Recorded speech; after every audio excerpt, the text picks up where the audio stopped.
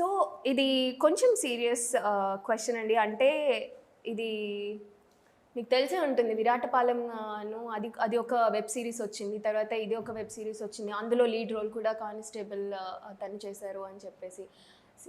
So అసలుకి ఎక్కడ clash వచ్చింది, అది వేరు ఇది వేరు అని చెప్పడానికి మీరు మళ్ళీ ప్రెస్ మీట్ పెట్టి కూడా చెప్పడం జరిగింది కదా. సో అసలుకి ఏంటి రప్చర్ ఏంటి, ఎవరిది ఆ స్టోరీ, ఎట్లా జరిగింది? అంత యాక్చువల్గా అయితే మాట్లాడకూడదు. టు బి ఫ్రాంక్ ఏంటంటే అవన్నీ ప్రస్తుతానికి నడుస్తుంది అంతే. That's it. అంటే అది వేరే స్టోరీ, ఇది వేరే స్టోరీ కదా పక్కాగా. మీరు చూడండి, ఆగస్ట్ 14 చూసి చెప్పండి. నేనైతే చూడలేదు, నాకు తెలియదు, అది నేను చూడలే.